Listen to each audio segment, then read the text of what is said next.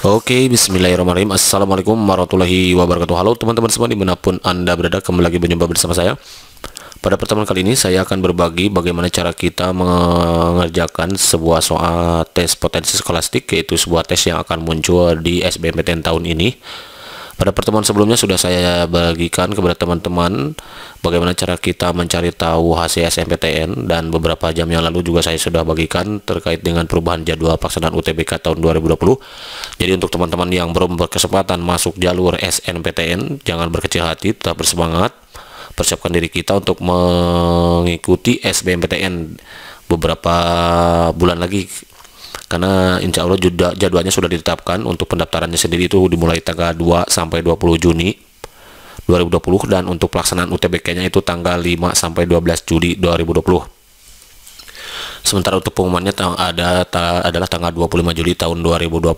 Jadi untuk itu teman-teman yang kemarin belum berkesempatan masuk melalui jalur SNMPTN, tetap bersemangat, jangan berkecil hati.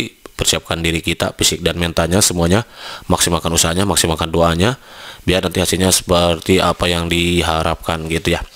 Oke teman-teman, sebelum kita lanjut ke contoh soal yang akan mungkin keluar di UTBK nanti, teman-teman perlu ketahui bahwa seperti yang kita ketahui, untuk UTBK materi tes yang akan keluar itu adalah TPS ya, diantaranya ya. Ada TPS itu, dimana nanti TPS ini terdiri dari beberapa soal, ada yang berkaitan dengan kognitif, kemudian penalaran umum, dan juga logika ya. Untuk lebih jelasnya mungkin nanti akan saya buatkan video untuk kisi-kisi tes potensi skolastik ini. Oke, untuk mempersingkat waktu langsung aja eksekusi soal nomor 1 nih.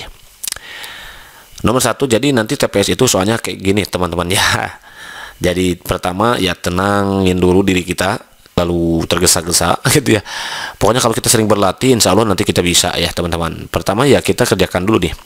Soalnya cuma gini, karena ini merupakan soal TPS nanti akan muncul teman-teman ya. Karena ini berkaitan dengan penalaran ya, penalaran ya, ini pakai bukan kognitifnya tapi penalarannya nih. Kita harus pakai logika nih. Gak usah dikotet sebetulnya soal ini. Jika P lebih besar dari 0, berarti kalau P lebih besar dari 0 itu kan artinya dia positif kan. Dimulai dari 1, 2, 3, oh berarti dia bilangan positif. Kalau Q kurang dari 0 berarti dia min 1, min 2, min 3, dan seterusnya. Berarti dia negatif teman-teman. Nah, maka pernyataan yang benar gimana? Kalau P dibagi Q berarti plus dibagi min. Kalau plus dibagi min gimana? Min. Artinya berarti kalau min gimana? Iya betul, kurang dari 0. Nah, tinggal dicek aja P per Q-nya mana yang kurang dari 0. Yang A itu P per Q sama dengan 0, ini berarti wrong ya, tidak tepat, ini kurang benar. P dibagi Q kurang dari 0 berarti ini juga. Nah ini jadi yang betul ya, ini yang betul, ini jelas salah, ini salah.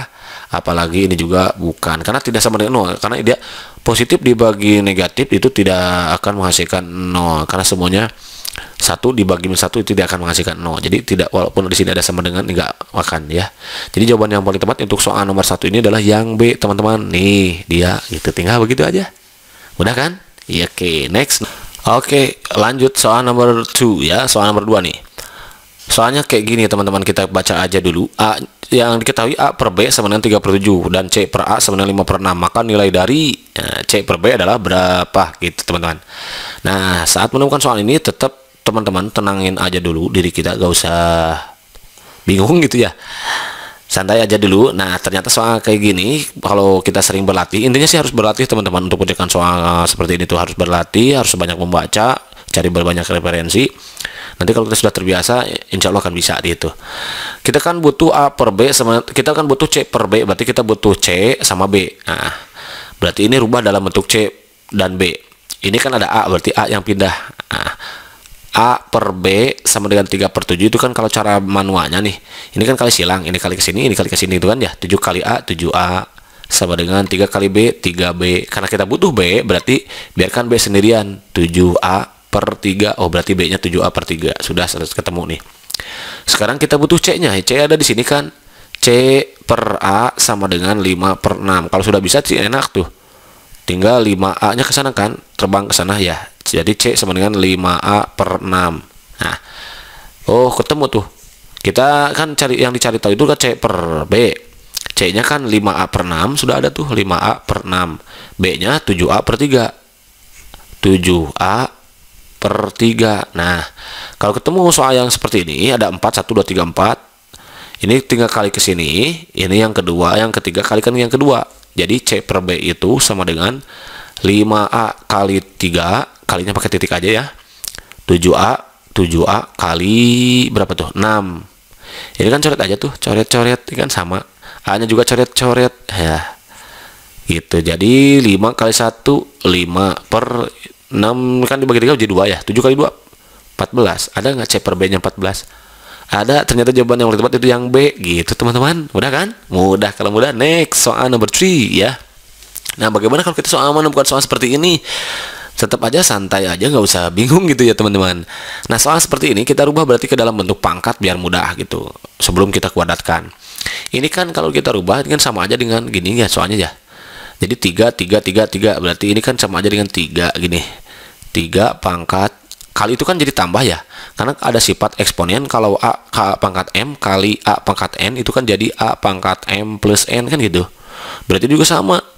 Dengan 2 tambah 6 tambah 4. Nah, jadi sama aja dengan akar dari akar 3 pangkat 10 12 kan. 12. Berarti ini kan kita juga punya sifat eksponen yang kalau ada A pangkat M akar N itu kan sama aja dengan A pangkat M per N. Gitu kan ya? Makanya ini juga sama. 3 pangkat M-nya ini, N-nya kan di sini. 2 kalau nggak ditulis, ini juga kalau nggak ditulis, berarti 2. 2 kali 2 berapa? 4. Oh, berarti 12 per 4. Nah, berarti 3 pangkat 12 bagi 4 berapa? 3. Oh, ternyata kita itu sama aja dengan mencari 3 pangkat 3, teman-teman. 3 pangkat 3 berapa? Iya betul, 27 gitu ya. Berarti jawaban yang paling tepat soal yang nomor 3 ini adalah C. Gitu teman-teman. Mudah kan? Mudah.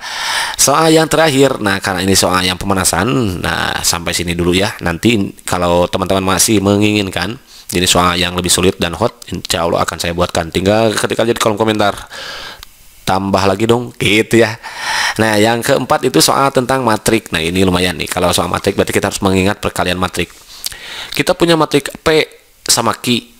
Sementara kita punya PQ. PQ berarti P kali Q kan. PQ-nya adalah 10 A 14 B. Maka nilai AB yang ditanyakan adalah AB. Oh, berarti elemen yang dari ini A sama B. Kita harus cari tahu berapa A berapa B. Ya, ini kalau ini terpaksa berarti PQ itu kan berarti P kali Q ya. Kita sudah punya P kali Q-nya 10. Elemennya itu A 14 sama B. Nah, berarti P-nya ganti tuh. Berarti P-nya adalah A1B2 kalikan dengan Q-nya A110 sama dengan 10A14B. Kalikan, ingat perkalian matrik gitu ya. Matrik itu kan baris kali kolom. A kali A berarti A kuadrat selalu plus kan. 1 kali 1 1. Nah, ini elemen pertama, baris pertama berarti ya, kolom pertama.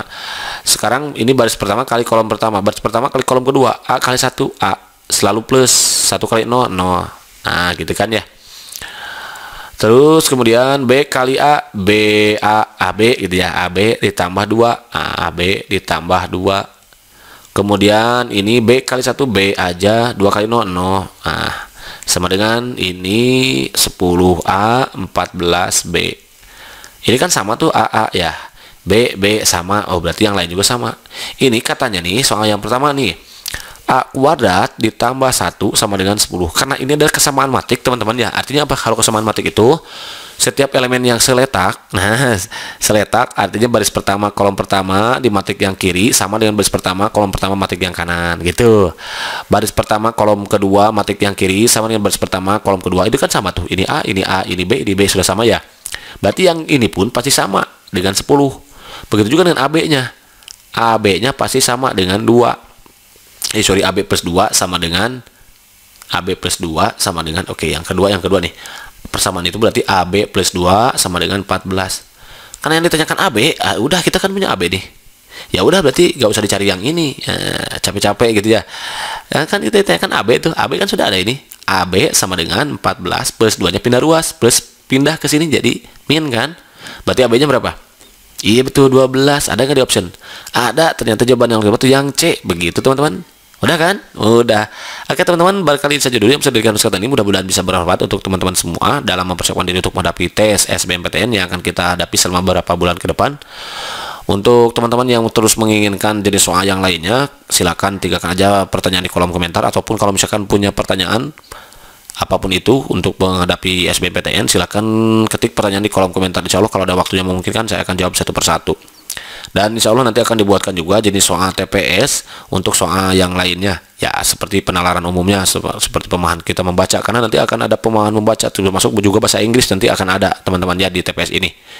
Kemudian juga ada deret, kemungkinan ada, dan juga hitungan yang lainnya, juga penarikan kesimpulan juga ada. Oke, pokoknya tetap stay tune aja di sini, don't go anywhere gitu. I will be back gitu. Oke teman-teman, terima kasih, selamat belajar, semoga berhasil. Assalamualaikum warahmatullahi wabarakatuh.